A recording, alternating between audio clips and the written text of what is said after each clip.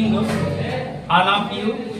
आज का जो क्लास है केमिस्ट्री का नाइट्रिक अम्ल बनाने की आर्क विधि, और इस विधि का जो दूसरा नाम है आपका बर्कलैंड विधि। इस विधि में नाइट्रिक अम्ल को बनाने के लिए सर्वप्रथम हम इस फिगर में क्या करते हैं, प्रयोग करते हैं। इस फिगर में सबसे पहले जो हम लेते हैं वायुमंडल से ऑक्सीजन और कौन से लेते हैं, नाइट्रोजन। जब ऑक्सीजन और नाइट्रोजन के लेते हैं तो यह पुनः दोनों आपस में क्या कर लेते हैं, ऑक्सीकरण। जब ऑक्सीकरण होता है तो ये ऑक्सीकरण होने के पश्चात इस नली के माध्यम से कहाँ पर आता है, ब्लोअर में। जब ब्लोअर में आता है तो ब्लोअर में आने के पश्चात इस ब्लोअर को बोलते क्या, चक्र। तो इसको पुनः कहाँ भेज देता है, प्रेरक कुंडली। जब प्रेरक कुंडली भेजता है तो इसमें प्रेरक कुंडली में एक आपका एनोड, दूसरा कौन सा रहेगा, कैथोड। दो आपकी कॉइल लगी रहेंगी, पट्टियां जिसको बोलेंगे। ये वाली पट्टी को हम क्या बोलेंगे, कॉइल। एक आपका पॉजिटिव रहेगा, एक कैसा रहेगा, नेगेटिव। जब इन दोनों माध्यम को प्रेरक कुंडली से जोड़ते हैं तो जोड़ने के पश्चात इसमें से विद्युत क्या निकलती है, चिंगारी, या इसी बोलते हैं आर्क।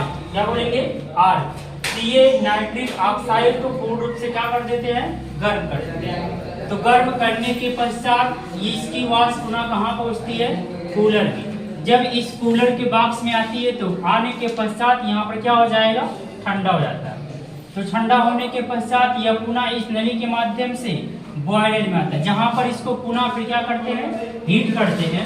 तो हीट करने के पश्चात यहाँ पर जो टेम्परेचर होता है लगभग 3000 डिग्री सेल्सियस। जब 3000 डिग्री सेल्सियस होता है तो यहाँ पर आने के बाद इसके वैल्यू में कोई परिवर्तन नहीं होता है। जब कोई परिवर्तन नहीं होगा तो ये आने के पश्चात कहाँ भेजते हैं, इसको वाष्प को कहाँ भेजते हैं, ऑक्सीडाइजिंग टावर, जिसे बोला जाता है ऑक्सीकरण कक्ष। ऑक्सीकरण कक्ष। जब इस ऑक्सीकरण कक्ष में आता है कौन सा, आपका नाइट्रिक ऑक्साइड। तो नाइट्रिक ऑक्साइड का फिर क्या हो जाता है, ऑक्सीकरण। जब नाइट्रिक ऑक्साइड का ऑक्सीकरण होगा तो ये NO प्लस क्या होता है, O2। ये बना देगा क्या आपका NO2, जिसे बोलेंगे नाइट्रोजन डाई ऑक्साइड। जब ये नाइट्रोजन डाई ऑक्साइड को पुनः फिर भेज देते कहाँ पर, एब्जॉर्प्शन टावर, और इस एब्जॉर्प्शन टावर को बोला जाता है अवशोषण कक्ष। अवशोषण कक्ष, अवशोषण कक्ष। इस अवशोषण कक्ष में ऊपर से क्या गिराया जाता है, जल की बूंदें गिराते हैं। जल की बूंदें गिराने के पश्चात और इस पूरे अवशोषण कक्ष में क्या भर देते हैं, क्वार्ट्ज। क्वार्ट्ज मतलब होता है सिलिका, या इसी का नाम क्या होता है, बालू। बालू। जब ये बालू इसमें आने के पश्चात जल को क्या कर लेता है, एब्जॉर्ब कर लेगा, और इस नली के माध्यम से बन के जो है ये नाइट्रोजन डाइऑक्साइड ये जल को अवशोषित करके पुनः कन्वर्ट कर देती है इसमें नाइट्रिक अम्ल में। इसी विधि को हम बोलेंगे कौन सा, बर्कलैंड आइस विधि, या इसे बोला जाता है आर्क विधि। इस विधि में जो आपका रिएक्शन है, रिएक्शन करने के पश्चात इस रिएक्शन में जो आपका पहला रिएक्शन है ऑक्सीजन, मतलब कौन से लेंगे, O2, और प्लस क्या हो जाएगा, N2। ये आपकी जो क्रिया होगी उत्क्रमणी। कैसी होती है, उत्क्रमणी। अगर ये दोनों एरो रहता है, एक एरो इस साइड एक एरो इस साइड बनता है, इसे बोला जाता है कौन सा, उत्क्रमणीय अभिक्रिया, या इसे बोलते हैं इरिवर्सिबल अभिक्रिया। यहाँ इसका जो टेम्परेचर होता है लगभग रखा जाता है कितना भी, 3000 डिग्री सेल्सियस। ये कन्वर्ट हो जाएगा तो बनेगा आपका 2NO। इसे बोलेंगे नाइट्रिक ऑक्साइड, नाइट्रिक ऑक्साइड। और यह नाइट्रिक ऑक्साइड को पुनः ऑक्सीकरण कराते हैं। जब ऑक्सीकरण कराएंगे तो मतलब ऑक्सीजन के साथ इसमें क्या कराएंगे, अभिक्रिया कराएंगे। तो ये 2 कम 2 2 दूना कितना हो जाएगा, 4। तो 4 आपकी ऑक्सीजन और 2 क्या बच रहा है, nitrogen.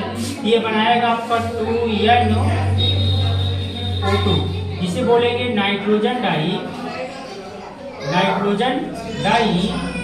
Oxide, nitrogen dioxide. और यह नाइट्रोजन डाई ऑक्साइड पुनः अभिक्रिया करता है जल के साथ। जल को क्या कर लेगा, एब्जॉर्ब करेगा। ये हो जाएगा 2NO O2 और प्लस करेंगे H2O। ये क्रिया करेंगे तो ये कन्वर्ट हो जाएगा, यहाँ पर N है, इसका मतलब N, फिर क्या लेंगे HNO3। ये बनाएगा क्या आपका नाइट्रिक अम्ल।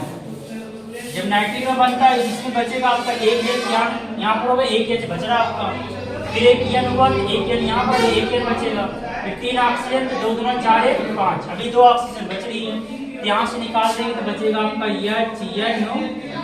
HNO2, जिसे बोलेंगे नाइट्रस एसिड या नाइट्रस अम्ल।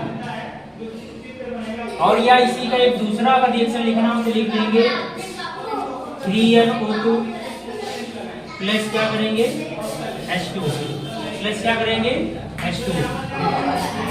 और इस H2O को जब करेंगे तो यह क्रिया बनाएंगे तो बनेगा आपका, यहाँ पर 3N है और यहाँ पर का H2O है, तो यहाँ से निकाल लेंगे 2H है ना, तो 2N ले लीजिएगा, तो 2H फिर क्या हो जाएगा N, फिर O3, इसे बोलेंगे नाइट्रिक एसिड।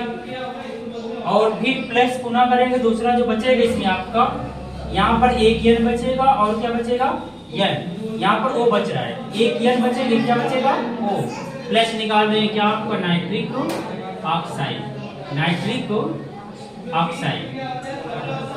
तो इस प्रकार इस विधि के द्वारा हम क्या बना लेंगे नाइट्रिक अम्ल। तो सर्वप्रथम एक बार फिर से देख लीजिए, सर्वप्रथम केवल यही करेंगे कि वायुमंडल से ऑक्सीजन और नाइट्रोजन गैस को इस ब्लोअर में क्या करते हैं, प्रवाहित करते हैं। तो प्रवाहित करने के पश्चात इसे प्रेरक कुंडली में भेज दिया जाता है। जब प्रेरक कुंडली में भेजते हैं तो यहाँ पर एक आपका पॉजिटिव क्या रहेगा, नेगेटिव हो एनोड लगे रहेंगे, एक आपका कैथोड। इन दोनों के माध्यम से विद्युत धारा प्रवाहित करते हैं तो विद्युत क्या निकलती है, चिंगारी। और इस गर्म वाष्प से फिर पुनः जो नाइट्रिक ऑक्साइड बन जाती है, इसे फिर क्या करते हैं, कूलर के माध्यम से ठंडा कर लेते हैं। तो ठंडा करने के पश्चात इसे बॉयलर करते हैं। तो बॉयलर करने में यहाँ पर 3000 क्या होता है, टेम्परेचर होता है। 3000 कितना होता है, टेम्परेचर। जब 3000 टेम्परेचर होता है तो यहाँ पर इसको बॉयल करने के पश्चात कहाँ भेज देंगे, ऑक्सीडाइजिंग कक्ष में। जब ऑक्सीडाइजिंग कक्ष में भेजेंगे यह नाइट्रिक ऑक्साइड ऑक्सीजन से क्या कर लेता है, अक्रिया करता है, तो नाइट्रोजन डाइऑक्साइड में क्या हो जाता है, परिवर्तित। तो ये करेंगे NO+ क्या हो जाएगा, O2, ये बना देगा नाइट्रोजन डाइऑक्साइड। इसलिए इसे बोला जाता है ऑक्सीकरण कक्ष। क्या बोलेंगे, ऑक्सीकरण कक्ष। और इस ऑक्सीकरण कक्ष के माध्यम से फिर पुनः कहाँ भेज देंगे, अवशोषण कक्ष में, इसे बोलेंगे एब्जॉर्प्शन टावर। और इस टावर में ऊपर से गिराते हैं जल और उसके बीच में भर देते हैं क्या, आपको क्वार्ट्ज लगा देंगे बालू की लेयर। इस बालू की लेयर से जब धीरे धीरे इसके जब इसका वाटर आता है तो नाइट्रोजन डाइऑक्साइड जल को क्या कर लेता है, एब्जॉर्ब करता है। एब्जॉर्ब करने के पश्चात नाइट्रिक अम्ल में क्या हो जाता है, बदल जाता है।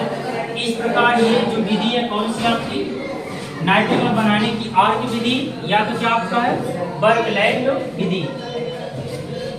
फिर नेक्स्ट क्लास में अगला बताते हैं, तब तक के लिए